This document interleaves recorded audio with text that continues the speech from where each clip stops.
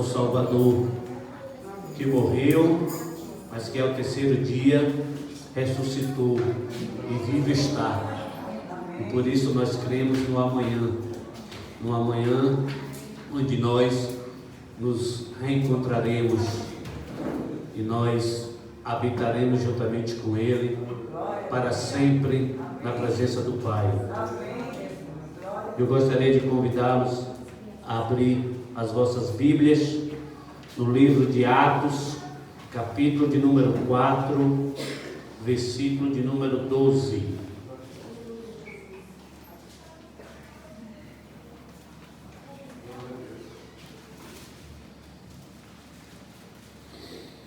Glória a Deus.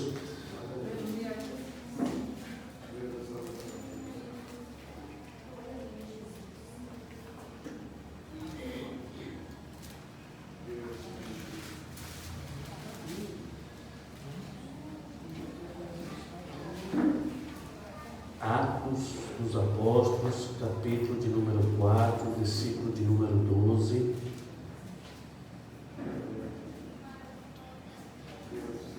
Aleluia, Deus.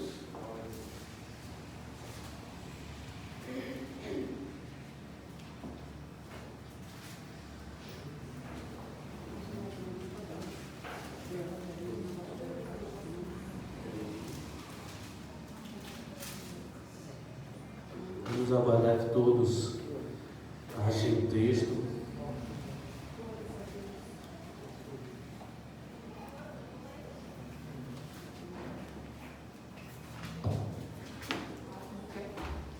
Atos capítulo 4, versículo 12.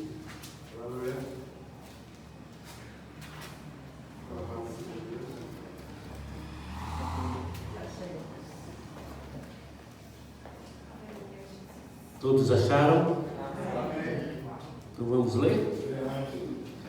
E não há salvação em nenhum outro, porque não há nenhum outro nome debaixo do céu dado entre os homens pelo qual devemos ser salvos. E não há salvação em nenhum outro, porque não há nenhum outro nome debaixo do céu dado entre os homens pelo qual devamos ser salvos. Senhor Deus maravilhoso, aquele que nos concedeu salvação por meio do sacrifício do Teu Filho Jesus, queremos, Senhor amado, Te adorar por toda a eternidade, Senhor. E isso nós poderemos fazer porque o Teu Filho nos concedeu salvação. E não há em nenhum outro nome debaixo dos céus ou acima dele pelo qual nós podemos ser salvos. Jesus que nos salvou, queremos ouvir a Tua voz por intermédio da Tua palavra nessa noite, Senhor. Vem falar conosco, Senhor. Vem nos trazer, Senhor amado, a Tua palavra, Pai. Palavra esta que é lâmpada para os nossos pés e luz para o nosso caminho, Senhor. Palavra essa, Senhor, que nos conduz à salvação. Palavra essa pela qual nós podemos conhecer a Tua vontade, que é boa, agradável e perfeita. Por isso, Senhor, queremos Te dizer, fala conosco nesta noite, Senhor. Que os nossos corações possam estar, Senhor, sedentos pela Tua palavra, Senhor. Que o nosso entendimento, Pai, ele venha a ser alargado, Senhor, com a sabedoria do alto, para que possamos compreender a Tua palavra, Senhor. Fala conosco em nome de Jesus. Podemos assentar. Aleluia, Deus. A essência do livro de Atos é a ação do Espírito Santo por meio dos apóstolos e da igreja de Jesus Cristo. Ele aparece enchendo a sua igreja, conforme está narrado em Atos capítulo 2, versículo 4, onde diz que todos foram cheios do Espírito Santo e começaram a falar novas línguas. Então, o Espírito Santo é a pessoa mais presente no livro de Atos. É a partir desse derramar do Espírito Santo que a igreja começa a marchar anunciando o Evangelho de Cristo. O Evangelho que traz vida, o Evangelho que é cheio de poder. Então, o Espírito Santo, ele aparece, ele entra em cena, em cumprimento à promessa que Deus havia feito a Israel, enchendo aqueles que o buscam. E em seguida, irmãos, ele derrama sobre a sua igreja o poder, sobre aqueles que necessitavam desse poder, conforme nós vamos encontrar descrito em Atos, capítulo de número 31, onde na narrativa de Lucas vai dizer que todos foram cheios do Espírito Santo. E ainda ele se revela como o inspirador à sua igreja. Nós vamos notar que Pedro, embora seja um homem iletrado, Pedro não tinha estudo, Pedro não era um homem culto como o apóstolo Paulo. Pedro era um homem humilde, vindo da colônia de pescadores. Mas Pedro, depois do derramamento do Espírito Santo e depois de todo o ensinamento que ele adquiriu, andando com nada mais, nada menos do que o mestre dos mestres, o Senhor dos senhores, o Deus Jesus Cristo, ele então faz um discurso ousado e cheio de sabedoria. Este mesmo Pedro, irmãos, que no Sinédrio, ao ser interrogado, ele nega Jesus Cristo. E, diga-se de passagem, ele nega Jesus Cristo por 3 vezes, conforme está descrito lá em Mateus, capítulo de número 26, dos versículos 69 ao 75. Nós vamos encontrar Pedro negando Jesus em 3 ocasiões. E agora, este mesmo Pedro, revestido de poder do Espírito Santo, com ousadia e coragem, ele fala sobre Jesus, a quem os religiosos haviam crucificado. Ele fala que Jesus não estava morto e sim vivo, realizando milagres. E o próprio Pedro também, depois de ser revestido de poder, ele realiza um milagre na entrada do templo chamada Formosa, quando ele, juntamente com João, é interpelado por um homem coxo, e ele, ousado, cheio de poder, cheio da virtude do Espírito Santo, ele cura aquele coxo, para corroborar com os ensinamentos de Jesus, que dizia que coisas grandes nós faríamos em nome dele, obras até maiores do que a que ele fez, a igreja faria, porque a igreja seria dotada de poder, e esse poder seria através do derramamento do Espírito Santo. E agora, no texto que nós lemos, nós vamos ver Pedro no seu discurso falando que não há em nenhum outro nome, em ninguém encontra-se a salvação a não ser no nome de Jesus. Só podemos ser salvos, irmãos, por causa de Jesus, por Jesus e através de Jesus. Mas para que a gente possa entender melhor a mensagem da salvação na Bíblia, eu quero trazer 3 tópicos importantíssimos a respeito da doutrina bíblica da salvação, que é o pecado, o sacrifício e a salvação, para que a gente possa entender de fato o valor do sacrifício de Jesus Cristo em nosso favor. Nós vamos ter que discorrer a respeito desses 3 tópicos: pecado, sacrifício e salvação. Primeiro nós vamos falar sobre o problema do pecado. A Bíblia diz em Romanos, capítulo de número 3, versículos 21 ao 26 o seguinte: mas agora se manifestou sem a lei a justiça de Deus, tendo testemunho da lei e dos profetas, isto é, a justiça de Deus pela fé em Jesus Cristo, para todos e sobre todos os que creem, porque não há diferença, porque todos pecaram e estão destituídos da glória de Deus, sendo justificados gratuitamente pela sua graça, pela redenção que há em Cristo Jesus, ao qual Deus propôs para propiciação pela fé no seu sangue, para demonstrar a sua justiça pela remissão dos pecados dantes cometidos, sob a paciência de Deus, para a demonstração da sua justiça nesse tempo presente. Então Paulo, ele volta a falar sobre o assunto principal da sua epístola aqui no livro de Romanos, que é a respeito da justificação pela fé. E ele começa dizendo que todos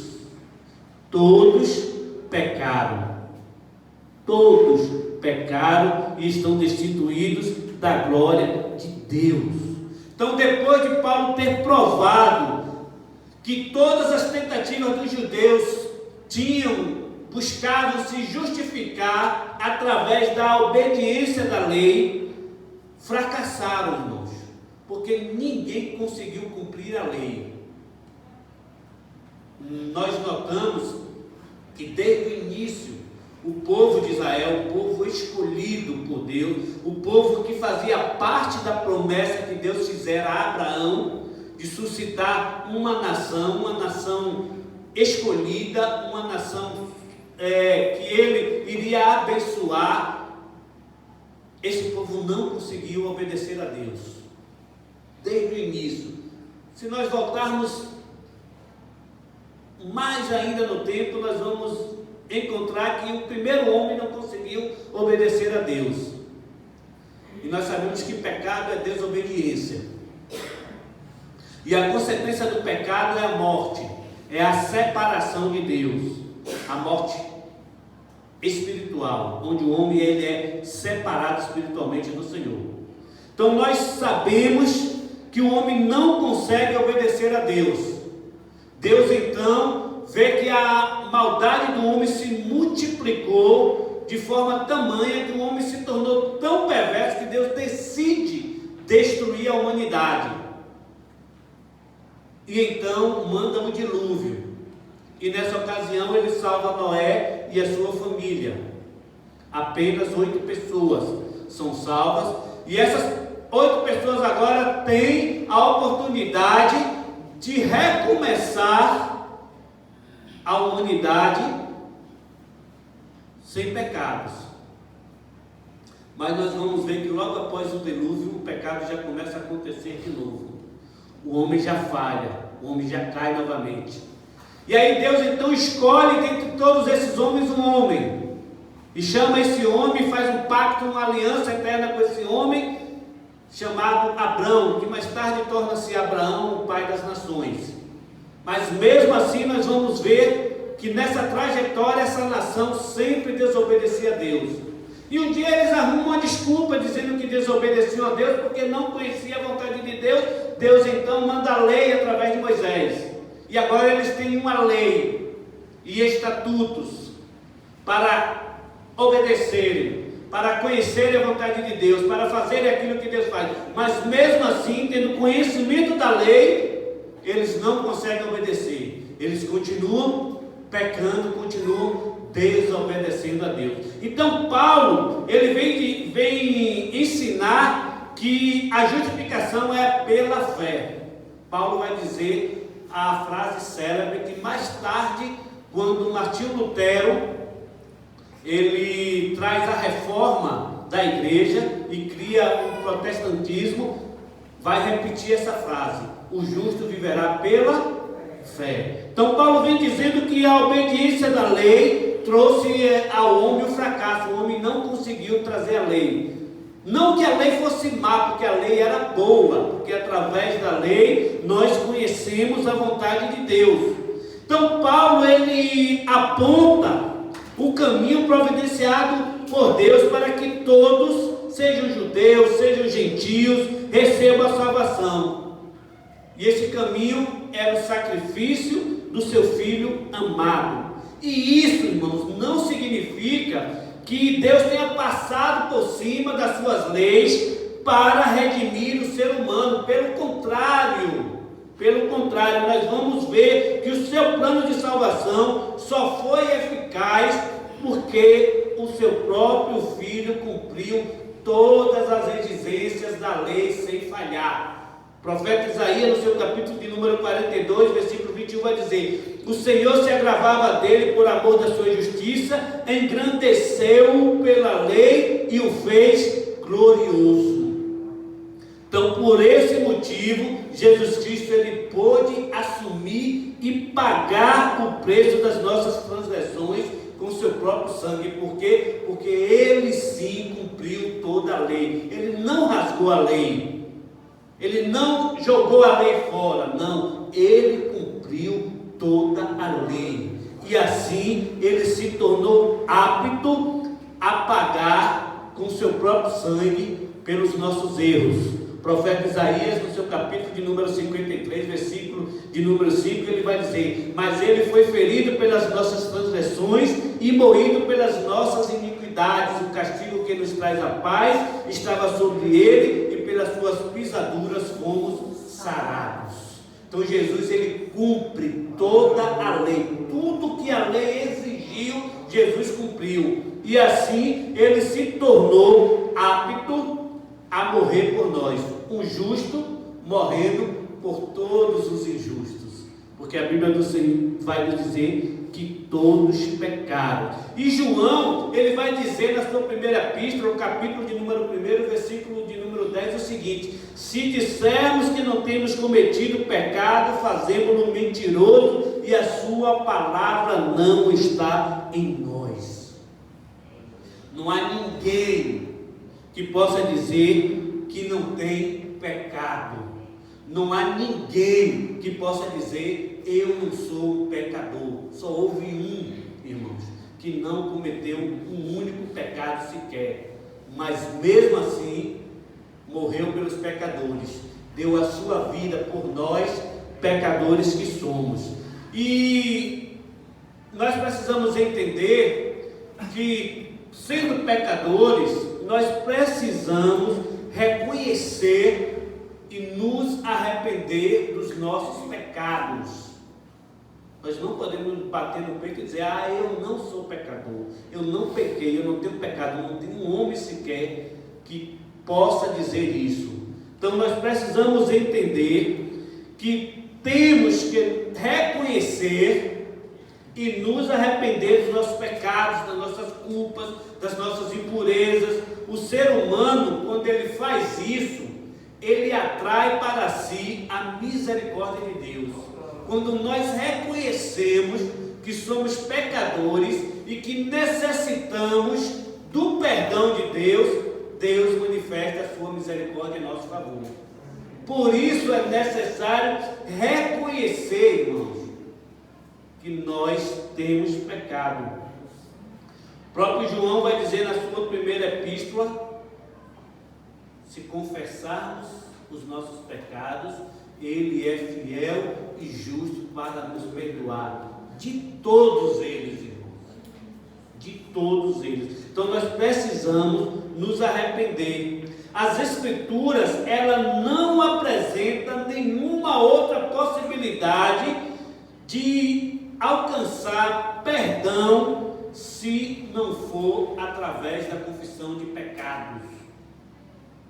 Não existe outra possibilidade de perdão se não for através do arrependimento e da confissão. Nós precisamos nos arrepender. Aqueles que continuamente vencem a si mesmo recebem a purificação do sangue de Jesus. Portanto, queridos irmãos, ele que cumpriu a obra de redenção fielmente, ele está pronto para absolver e justificar todos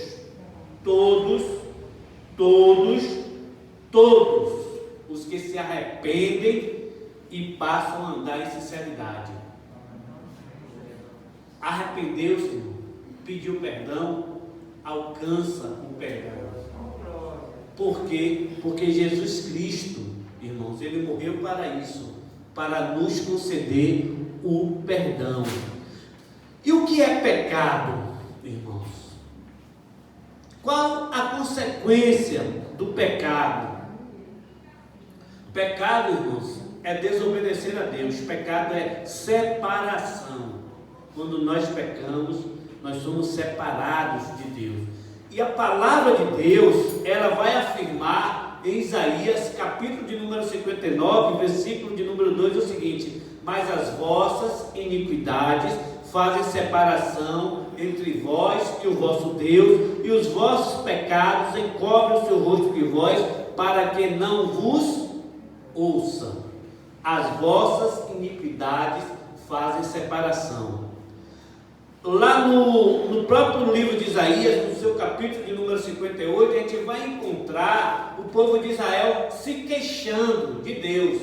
No versículo 3, você já encontra logo esse queixume. Eles dizendo que oram, que jejuam, mas que as suas orações não são respondidas. Então Deus, Ele diz que isso ocorria não por falta de poder na sua mão, ou que o seu ouvido estivesse tapado, ou que a sua visão não pudesse enxergar, mas ele ressalta que a prática contumaz do pecado e a fé fingida daquele povo era que impedia de Deus agir em favor deles.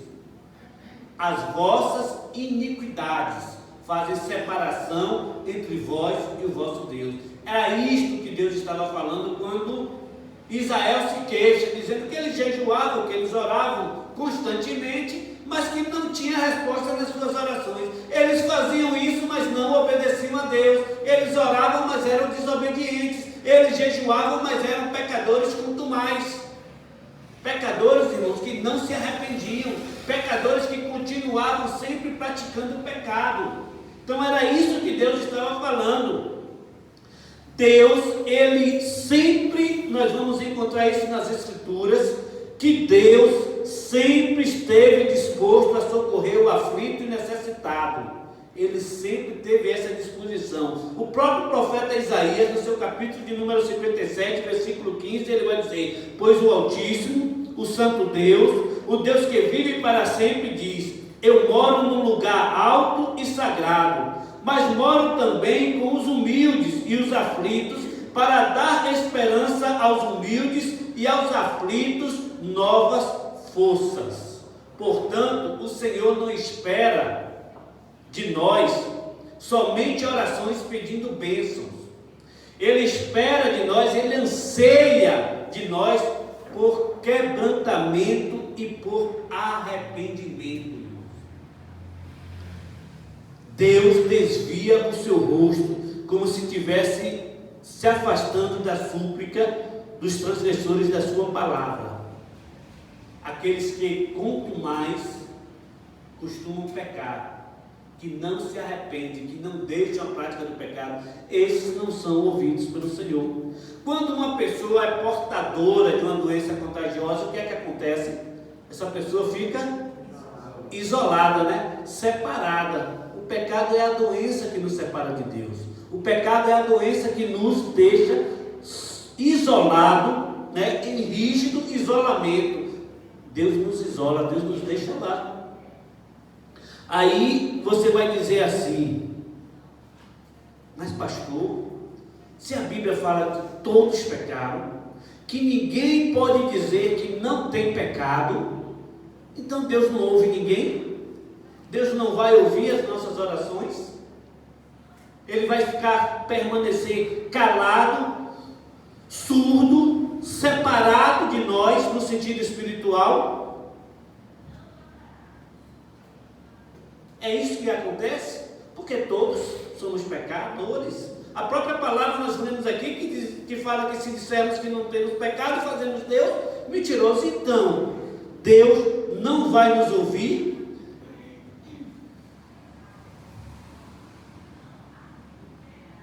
Mas Deus está se referindo, irmãos, ao pecador que não reconhece o seu pecado, que não se arrepende, que não pede perdão, que não deixa a prática do pecado. É esse pecador que Deus está falando que não vai ouvir as orações.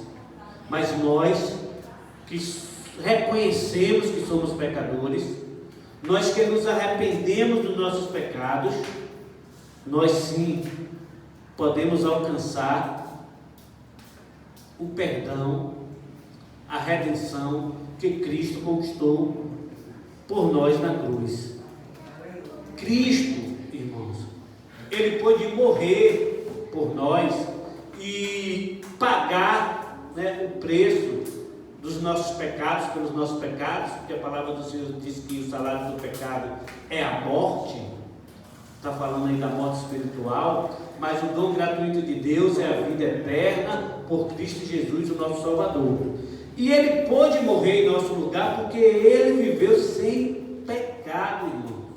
Jesus nunca pecou, não cometeu um único pecado sequer. Hebreus capítulo de número 4, versículos 14 e 15 vai dizer: portanto, fiquemos firmes na fé que anunciamos, pois temos um grande sacerdote poderoso, Jesus, o Filho de Deus, o qual entrou na própria presença de Deus. O nosso grande sacerdote não é como aqueles que não são capazes de compreender as nossas fraquezas. Pelo contrário, temos um grande sacerdote que foi tentado do mesmo modo que nós, mas não pecou. Jesus foi tentado da mesma forma que você é tentado, da mesma forma que eu sou tentado, da mesma forma que nós somos tentados. A palavra do Senhor vai dizer que quando Ele é levado pelo Espírito Santo para o deserto, durante 40 dias, Ele é tentado, irmãos, por toda sorte de tentação, Jesus Cristo passou. Então Ele conhece a nós. Ele pode sim se apresentar como nosso grande sacerdote, porque Ele foi tentado do mesmo modo que nós, mas não pecou. O diferencial é esse entre Jesus e os outros sacerdotes. Uma vez por ano, os sacerdotes, eles matavam um cordeiro, derramavam o seu sangue numa bacia, pegavam um isopo, uma espécie de isopor, uma planta, né, que absorvia como uma esponja, e aspergia aquele sangue nas pessoas para conceder a purificação de Israel. Ele próprio também tinha que oferecer um sacrifício pelo seu pecado, para depois de lavar-se na bacia, ele adentrar no Santo dos Santos, que era o lugar que representava a presença de Deus, o lugar santíssimo do tabernáculo, para então ele interceder por aquele povo, pela nação de Israel. Mas se ele entrasse sem antes fazer todo esse ritual, ou sem oferecer um sacrifício pelo seu pecado, ele morria lá dentro. Tanto é que ele entrava com uma corda amarrada na cintura e sinetes na orla da sua vestimenta, que esses sinetes emitiam um som, e as pessoas sabiam que ele, enquanto ele se movimentasse lá dentro, ele estava vivo por causa do som do sinete, porque ninguém, se ele morresse, ninguém podia entrar naquele lugar. Só o sacerdote entrava no Santo dos Santos uma vez por ano, e depois de todo esse ritual de purificação. Mas Jesus Cristo, ele não pecou. Então ele pôde sim se tornar o nosso grande sacerdote. E ele hoje está na presença do Pai, sentado no seu trono ao lado de Deus, intercedendo diariamente por nós, como aquele que nunca pecou. Então não precisa mais de derramamento de sangue de animais, porque Cristo, aquele que não pecou, derramou o seu sangue em nosso favor. Só o sacrifício de Jesus pôde nos salvar. O escritor da Epístola aos Hebreus, no seu capítulo 9, versículo de número 12, vai nos dizer o seguinte: nem por sangue de bodes e bezerros, mas pelo seu próprio sangue, entrou uma vez no santuário, tendo obtido eterna redenção por nós. Entrou uma única vez, irmão, no santuário, tendo obtido eterna redenção. Então não precisa mais fazer sacrifício, porque Cristo, através do seu próprio sangue derramado em nosso favor, ele obteve eterna redenção. Então, por toda a eternidade, não precisa mais haver derramamento de sangue, porque Cristo já fez isso. Cristo morreu na cruz como sacrifício pelos nossos pecados. Em 1 Coríntios, capítulo de números 15, versículo 3, a palavra de Deus, ela nos assevera o seguinte, dizendo que Cristo morreu por nossos pecados, segundo as Escrituras. Na Escritura, já desde o Gênesis, nós vamos ver anúncios de que Deus enviaria o seu Filho para morrer pelos nossos pecados. Já desde o início era anunciado que viria um Messias, que viria conforme nós lemos na abertura do culto, no Salmo de número 22, o nosso Redentor, o nosso Salvador, aquele que iria ser pregado numa cruz em nosso favor. Então Cristo, ele obteve, através do seu sacrifício, uma eterna redenção para nós. Louvado seja o nosso Senhor Jesus Cristo, que nos concedeu a redenção. Jesus Cristo, ele é Salvador para toda a humanidade, irmão. Jesus não morreu apenas por um grupo seleto. Jesus não morreu apenas pelos membros de uma igreja. Jesus não morreu apenas por adeptos de uma religião. Não, ele morreu por todos, indistintamente, porque o nosso Senhor, ele não faz acepção de pessoas. Ele morreu por todos. E em Romanos capítulo de número 5, versículo número 8, nós vamos ler o seguinte: mas Deus prova o seu amor para conosco, em que quando éramos ainda pecadores, Cristo morreu por nós. E nós vamos encontrar também em Hebreus capítulo de número 9, versículo 28, o seguinte: assim também Cristo foi oferecido uma vez para tirar os pecados de muitos. Então, Deus provou que te ama dessa forma, irmãos, enviando o seu Filho Jesus para morrer por você, pecador. Que prova de amor, irmãos.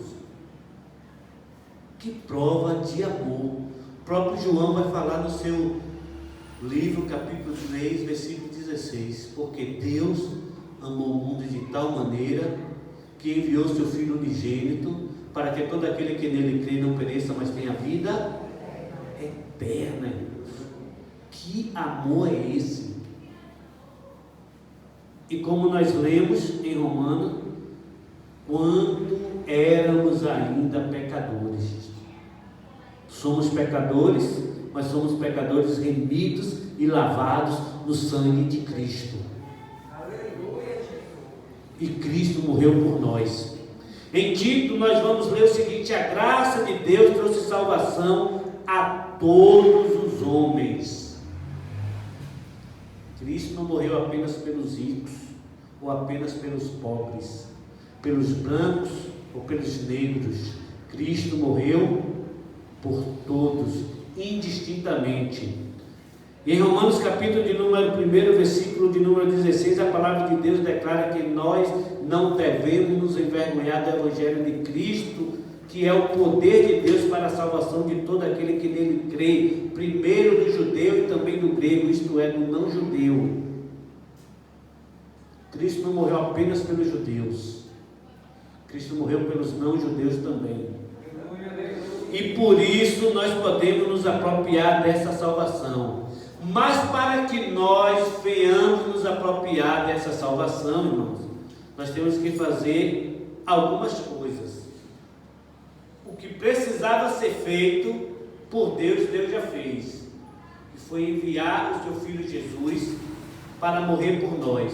O que Jesus precisava fazer para nos conceder salvação, Ele fez. Não pecou, obedeceu à lei, cumpriu toda ela. E agora, e a nós? O que nós precisamos fazer? Qual é a nossa parte? Porque Cristo morreu por todos, mas nem todos alcançarão a salvação. Porque para alcançar a salvação precisa-se confissão, confessar os nossos pecados, reconhecer que somos pecadores. Está escrito lá em 1 João, capítulo de número 1, versículo de número 9. Se confessarmos os nossos pecados, Ele é fiel e justo para nos perdoar os pecados e nos purificar de toda a injustiça. Então, apesar de Cristo ter morrido por todos, indistintamente, e a palavra do Senhor vai nos asseverar dizendo que o desejo de Deus é que todos se salvem e nenhum se perca, mas para alcançar a salvação tem a nossa parte que precisa ser feita também. E primeiro é confessar os nossos pecados. Paulo vai nos ensinar em Romanos, capítulo de número 10, versículo 10, porque com o coração se crê para a justiça e com a boca se faz confissão para a salvação. Se você ainda não confessou, confesse, arrependa-se, peça perdão e a salvação te será concedida. Segundo, usando também o versículo de Romanos 10:10, crer e aceitar em seu coração a verdade do Evangelho. Porque Paulo começa dizendo, porque com o coração se crê para a justiça. Você precisa crer, irmãos, que Jesus Cristo é o Salvador da sua vida. Você precisa crer que Ele morreu para a remissão dos seus pecados. Você precisa crer que confessando os seus pecados, o Deus vai manifestar misericórdia em seu favor e vai te conceder o perdão. E terceiro item que precisamos fazer é unirmos com Cristo. Em Atos, capítulo de número 28, ou 26, melhor dizendo, no versículo de número 18, está escrito algo sobre os benefícios desta união, dizendo o seguinte: para abrir os olhos e para transformá-los das trevas para a luz e do poder de Satanás a Deus, para que possam receber o perdão dos pecados e herança entre os que são santificados pela fé. Em Cristo Jesus, a pessoa se torna uma nova criatura, irmãos. Quando nos unimos a Cristo, nós alcançamos o perdão. Os nossos olhos, eles são abertos e nós somos transformados das trevas para a luz, quando nós nos unimos a Cristo, quando nós andamos com Ele. Em 2 Coríntios, capítulo de número 2, versículo 5, capítulo 5, melhor dizendo, versículo 17, eu acho que todos sabem, né, esse versículo de cor, né, um dos versículos mais citados, né, da palavra de Deus, diz o seguinte: ninguém se arrisca a dizer, então vou dizer para que vocês gravem isso nos corações de vocês. 2 Coríntios, capítulo de 12, capítulo 5, versículo 17. Fala aí, irmão Oswaldo. Você me ajuda? Pode falar as suas palavras. Aquele que está em Cristo, tudo. As coisas velhas se passaram, eis que tudo se fez novo. Portanto, quem está em Cristo, nova criatura é. Eis que as coisas velhas já passaram, tudo se fez novo. Uma nova vida Deus preparou para você. Uma nova história Deus escreveu para você. Por quê? Porque você está em Cristo. Então precisamos estar em Cristo, irmão, para alcançarmos a salvação. Precisamos nos tornar uma nova criatura. O próprio Cristo, Ele vai dizer que se não nascermos de novo, nós não vamos alcançar a salvação. É necessário se tornar uma nova criatura para alcançar a salvação. É deixar os traumas do passado no passado, é deixar as más práticas da vida antiga no passado, é viver em novidade de vida, irmãos, obedecendo a palavra de Deus, confiando no poder da palavra de Deus, confiando que salvação há no nome de Jesus, confiando que há sim perdão para aqueles que se arrependem, confessam e deixam. Então você precisa se tornar uma nova criatura.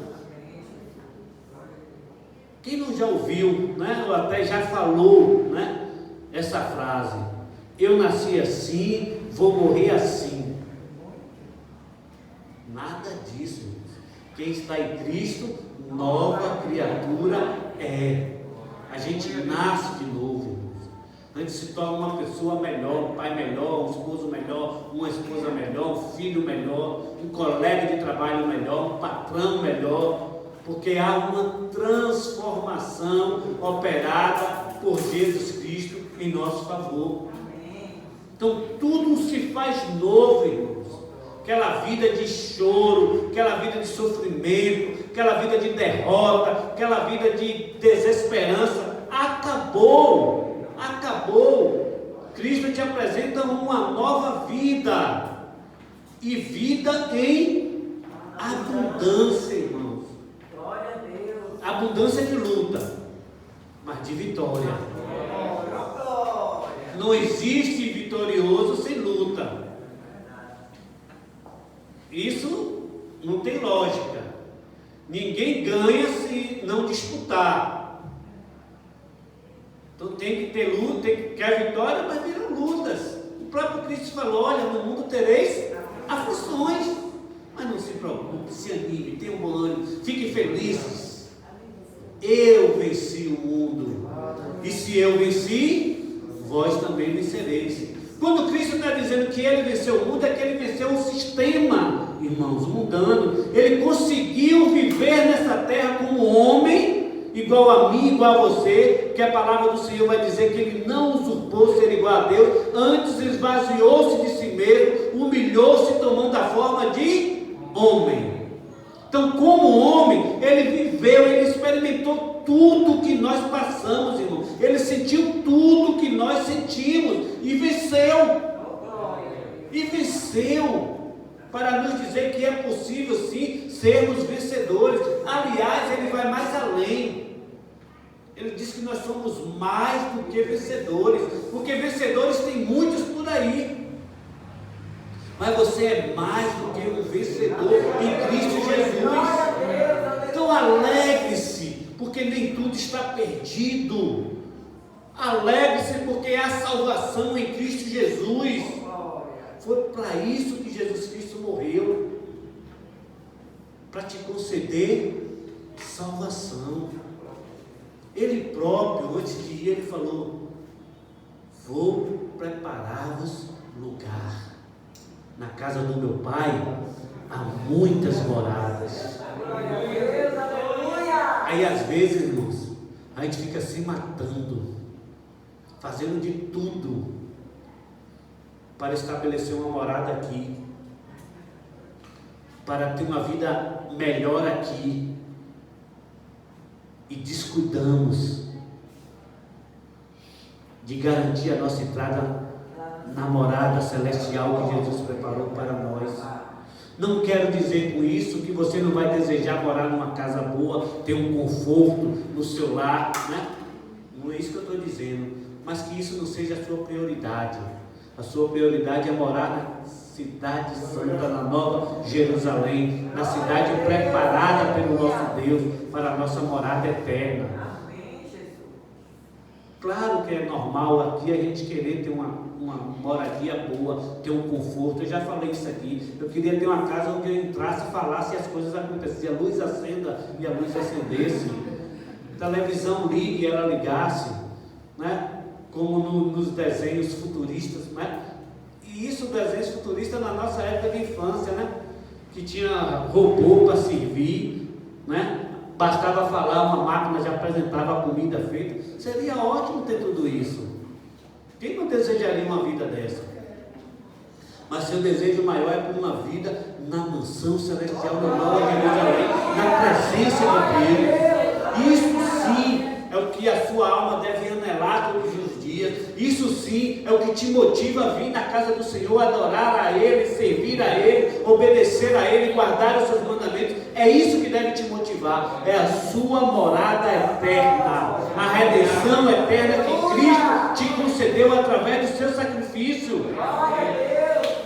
Eu fico abismado, irmão, com isso. Eu sempre falo isso aqui. Eu fico abismado como as pessoas fazem de tudo por essa tal prosperidade terrena e descuida da salvação.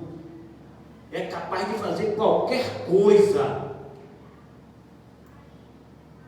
para ter os bens materiais, de se corromper, de se envolver em corrupção, de forjar, de mentir. Quantos aí, irmãos, se tornaram corruptos? Mesmo os cristãos, mesmo aqueles que professam a fé em Jesus Cristo, se rendem a esse sistema para ter uma conta recheada no banco, para ter mansões, carrões, e esquecem que a nossa morada não é aqui, que isso aqui tudo vai passar, tudo vai ficar, nada permanece para sempre, e se deixam se corromper. Faz aí uma campanha de prosperidade para ver se a igreja não fica pequena. Até aqueles que nessa época de pandemia, que estão se recusando a estar na casa de Deus com medo da pandemia, faz uma campanha de prosperidade dizendo que Deus vai enriquecer, que vai dar isso, dar aquilo, para ver se não esquece a pandemia e vem também. Não estou dizendo com isso que você vai se descuidar, vai deixar de tomar os cuidados necessários que precisam tomar, andar de máscara, limpeza constante, evitar aglomeração. Não estou falando para fazer isso não, mas até esses que têm se recusado a estar na igreja por conta disso, cria aí uma campanha de prosperidade prometendo que vai ter riqueza para ver se esquecem até do vírus. Haja vista, basta olhar para as lotéricas em tempo dos R$600 cair na conta, para ver a aglomeração, se não esquecem disso aí. Agora, quando fala em salvação, irmãos, e lutar pela salvação da sua alma, e pagar o preço, qual é o preço que deve ser pago? Confessar os pecados, arrepender-se, acreditar, confiar, aceitar no seu coração a verdade do Evangelho, e andar com Cristo, andar como Ele andou. Isso é o preço que é ser pago, para que nós possamos alcançar a salvação. Tem sim a parte nossa que precisa ser feita, tem sim a nossa parte a cumprir, porque é dele, ele já cumpriu. Deus já fez tudo o que era necessário para alcançarmos a salvação. Agora nós precisamos também, irmão, nos esforçar. Esforça-te, a palavra do Senhor nos chama sempre a esse alerta: esforça-te. É preciso ter esforço para alcançar a salvação. E o esforço é o quê? Não se corromper, não agir como os outros agem, é manter-se santo, separado, exclusivo, povo adquirido, nação eleita, sacerdócio real. É isso que vocês são. Estão aqui, mas não são daqui, então não se espelhe em ninguém. Não se espelhe em ninguém, se espelhe em Cristo. Cristo é o espelho a ser seguido, é o exemplo a ser seguido. Siga o exemplo de Cristo, siga o exemplo dele, seja obediente até a morte, porque a morte, irmãos, é apenas a passagem para o outro lado da vida que nos aguarda. A não ser que Jesus Cristo volte e nos arrebate, todos nós morreremos, e nós só passaremos a outra vida através da morte. Então, mesmo que você morra, obedeça a Deus, seja fiel, porque há uma recompensa inigualável te aguardando. E foi para isso que Cristo morreu, irmãos. Foi para isso que o Deus esvaziou-se de si mesmo, se humilhou, se fez igualzinho à criatura. O Criador se tornou igual à criatura. Para que? Te conceder salvação. Foi a forma, irmãos, dele dizer que te ama. Foi se esvaziar de si mesmo e morrer naquela cruz, em teu favor, em meu favor, em nosso favor. Então se esforce por alcançar essa salvação. Não deixe que o sacrifício de Jesus tenha sido em vão, porque para muitos aí o sacrifício de Jesus foi em vão, sim. Para aqueles que não creem com o coração no poder do Evangelho, para aqueles que não confessam Jesus Cristo como Senhor e Salvador, para aqueles que não confessam o seu pecado, não se arrependem do seu pecado, o sacrifício de Jesus não vai valer de nada, irmãos. Mas para você que quer andar com Ele, para você que reconhece que é um pecador e que precisa do perdão de Deus, para você sim, o sacrifício de Jesus valeu a pena, porque vai te trazer a vida eterna, a redenção eterna que Ele conquistou na cruz em teu favor. Se coloque de pé. Pastor, toda vez que todo dia que eu vou dormir, eu peço perdão a Deus, porque eu tenho medo de morrer no pecado, mas tenho medo de mais ser morta. Se eu morrer assim, eu salva, né? Todo dia, me ajoelho, ó, Senhor, me perdoe por tudo que eu já fiz hoje, que eu já fiz no passado. E já vou dormir, em nome de Jesus, me perdoe, faz mais 10 vezes, eu já estou no caminho certo, não é? Mas se arrepende, Mas me arrependo.